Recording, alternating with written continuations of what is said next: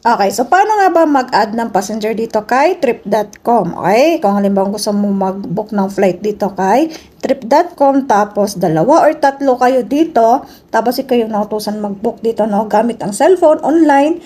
Okay, so tamang-tama pang video nito dahil ituturo ko po sa inyo step by step. Kaya wag po kayo mag-skip para po maintindihan nyo ng klaro, no. So una po siya, syempre, assuming na meron na kayong apps ng trip.com at meron na rin kayong account dito, no. So diretso na tayo. So punta tayo sa flight. Ayan, click natin si flight.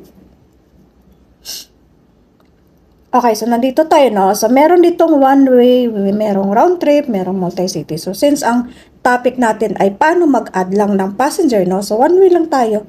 Ayan, one way lang. Pwede rin round trip, eh. One way lang tayo para mas madali.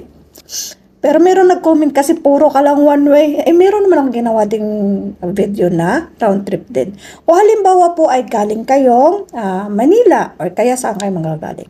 Halimbawa ay galing tayong, click natin muna to. Okay. Halimbawa manggagaling tayong Cebu, no? Cebu.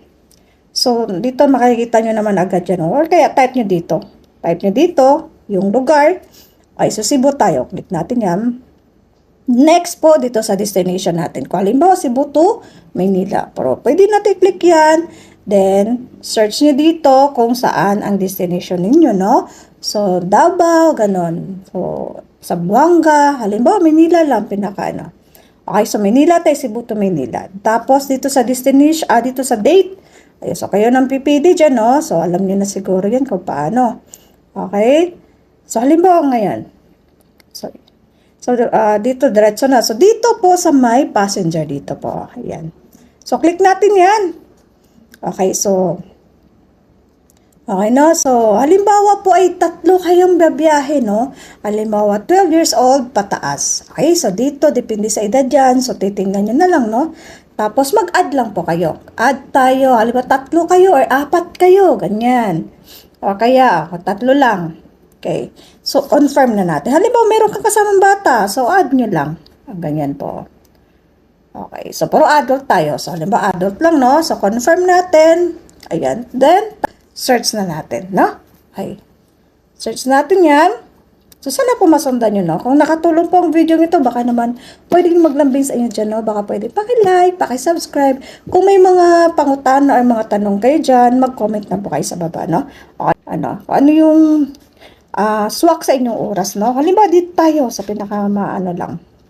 Click lang natin yan, no?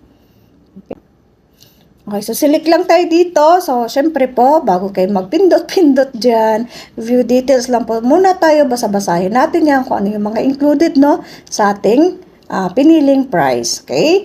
So, halimbawa, dito tayo sa dito, select lang natin yan. Tapos, dito ay confirm lang natin. Kung halimbawa, GCash yung gagamitin mo, GCash. So, any payment method, pwede din dito, no? So, confirm lang natin.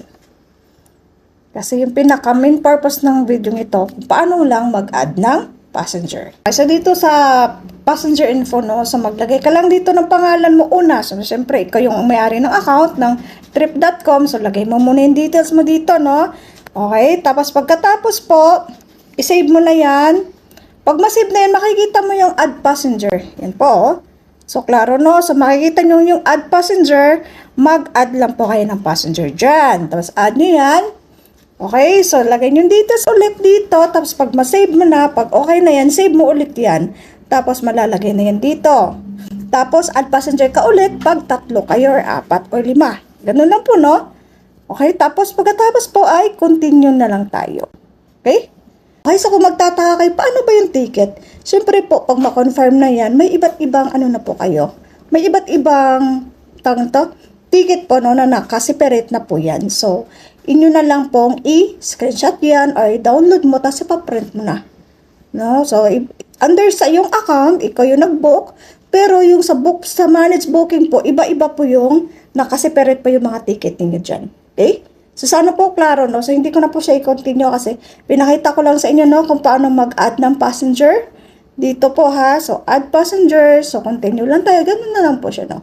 So, sana po nakatulong sa inyo, no? So, make sure po na magbasa-basa muna bago pinindot, bago i-confirm. Basa-basahin kung ano yung mga included doon sa pinili mong price. Okay, kung ano yung, kung ilan yung baggage o meron bang kasamang baggage yun, ganon. So, basa-basahin nyo muna dito, no? So, hindi ko pwedeng maisa-isa na to kasi meron doon sa mga previous na video ko na itinuro ko step by step kung paano mag-book ng ticket dito. Okay? So, sana po nakatulong sa inyo. You're welcome.